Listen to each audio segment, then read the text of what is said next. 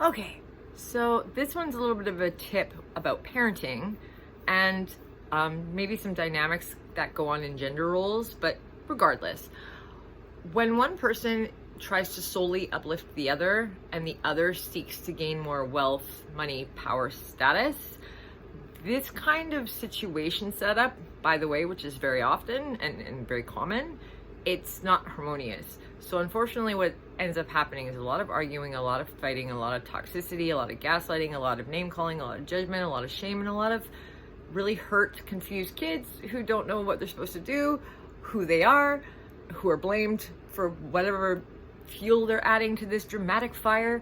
And we kind of end up in this mess where it's like, why are my kids so messed up? Why is everybody so I'm going to tell you why.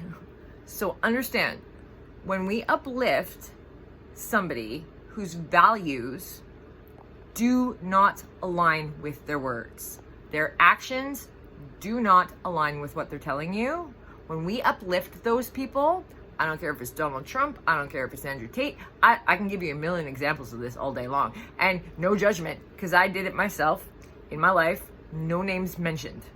Point being, when we uplift those people's goals, because we just want happy. That's all we want. We just want to be happy and loved. So we're going, okay, let me fulfill your needs. Let me fulfill your needs. Let me fulfill your needs. I'm a good wife. I'm a good girlfriend. I'm a good this.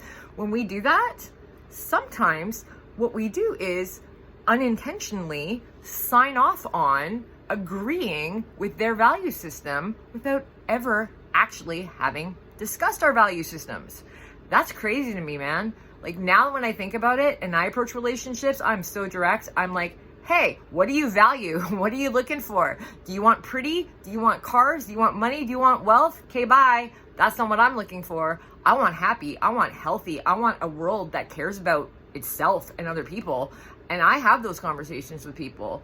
I don't know why those conversations are so uncomfortable for some people, but this is where we can kind of tap into our autistic friends, because I'm neurodivergent as well. So, and really feel all of the sensory, the feelings that they're feeling.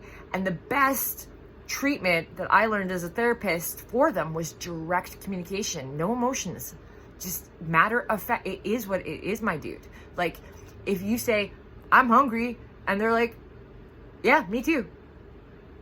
Unfortunately, society has taught us, your kid says I'm hungry, that means you go get them something. No. Ladies and men, whoever, that's not actually teaching anybody anything. What we do is we teach children to use their communication correctly and ask us to meet their needs. Because when they don't ask us to meet their needs, we end up with entitled little egotistical kind of monsters running around because we went and anticipated their needs, thinking that made us good people because we're caring and we're kind and we're nurturing. But all we did was create a little egotistical nightmare. And then those dudes are running around now. And when their needs aren't met, because we didn't actually show them how to feed themselves, we didn't show them how to take care of themselves, we did it for them. So now they're so stressed out that they can't take care of themselves that they start reacting and going around in society harming other people because they're like, everybody sucks, whatever causes the anger, violence, rage, whatever. We can go down that path another day, my friends. So yeah, just kind of want to take a look at some of these things, maybe address how we communicate with one another. I think you'd be surprised at how much we all have in common and how much we can relate to each other more than not. And if we can work together, if we can share our resources, if we can pool our resources, if we can feed someone when they're too sick to make food that day, if we can show up with whatever, I'm disabled. My community that I've built around me absolutely does that. They honor me. They show up when I need them. They bring me food. When I had COVID, I can give you millions of examples of this, of when you're putting out good into the world, how the good comes back to you. I broke both of my arms, broke both of my wrists, and my community took care of me. They hand fed me, brushed my teeth, literally did everything for me. And it was a very humbling experience. We have to be okay accepting help. We have to be okay asking for help. It's not shameful at all. We're all good at something.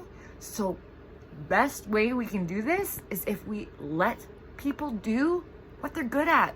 Let them do what they're good at. They don't have to do everything, just what they're good at. I'm good with communication. That's what I'm doing, right? And it can blossom in multiple ways. But take your gift, it will be helpful in some ways. One person is never going to meet all your needs. That's not possible. These expectations, we're so isolated. We need community, y'all. We need each other. We cannot be happy, healthy, functioning humans when we're all isolated. It does not work. So, connection, community, love, harmony. Have a great day, y'all. Or maybe I'm just talking nonsense. I don't know, but I love ya.